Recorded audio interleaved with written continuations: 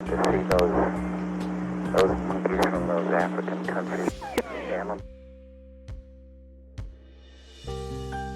Guys, this might come across as a surprise to you. Or it might be like beating a dead horse. But Ronald Reagan and Richard Nixon were both racist.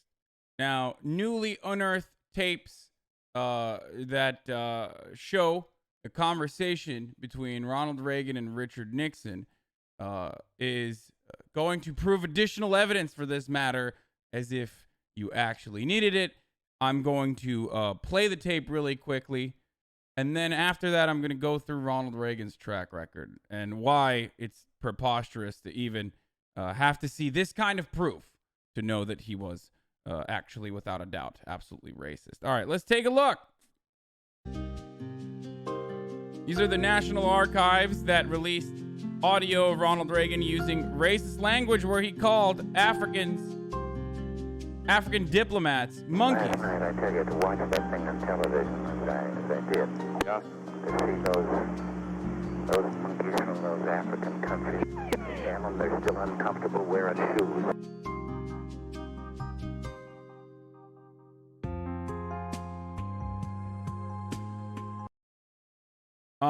Now, this is the day after the United Nations voted to recognize the People's Republic of China.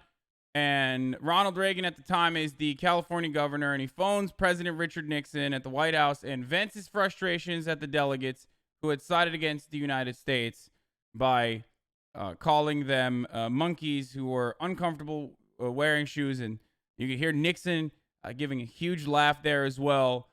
But what's shocking to me, of course, is why we even need deliberation on this matter. I mean, this is a president, Ronald Reagan, who embraced the apartheid government of South Africa, who accelerated the war on drugs, and invented the trope of the welfare queen. You know, the welfare queen trope? Ronald Reagan invented that. When he went to Philadelphia, Mississippi in 1980, the town where the civil rights workers had been murdered, he declared, "I believe in states' rights," which, you know, is a support for the white racists. That's precisely what it is. When Reagan went on about the welfare queen driving her Cadillac and kept repeating the story years after it had been debunked, that wasn't just an innocent mistake. That was deliberate. When in 1976, Reagan talked about working people angry about the strapping young buck using food stamps to buy T-bone steaks at the grocery store, he was absolutely playing to Southern prejudice. He was being racist.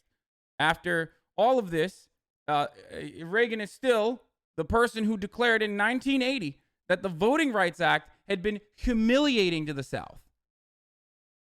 This is, of course, after Reagan intervened on the side of Bob Jones University, which was on the verge of losing its tax-exempt status because of its ban on interracial dating. He also fired 3 members of the Civil Rights Commission. When Reagan ran for governor of California, before this conversation even took place in 1966, he declared, if an individual wants to discriminate against Negroes or others in selling or renting his house, it's his right to do so. I think I need further proof. I need an audio of him calling African delegates monkeys to realize that this person is racist. Now, this is, of course, also additionally ironic because Ronald Reagan's campaign strategist, Lee Atwater, has that famous quote about the Southern strategy. I'm just going to read the quote to you guys.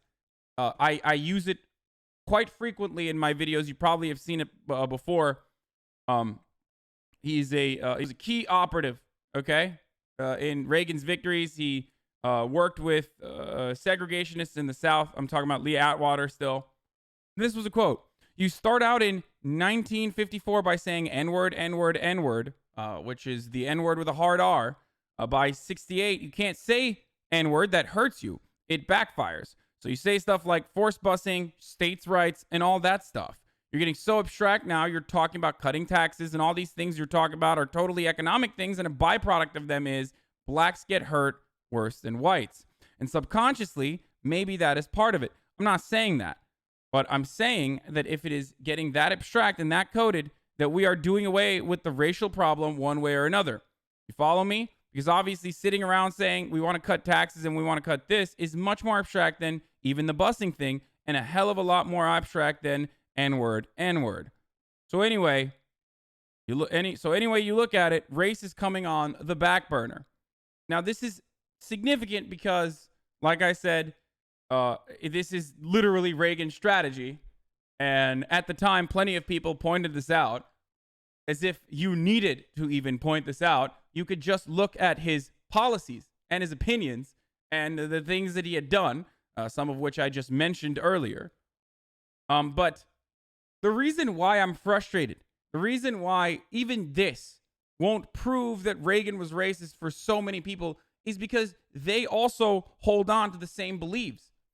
So if they were to admit that Ronald Reagan was a racist president and did terrible things for the African American community, they would unfortunately have to admit that they hold that similar hostility in themselves.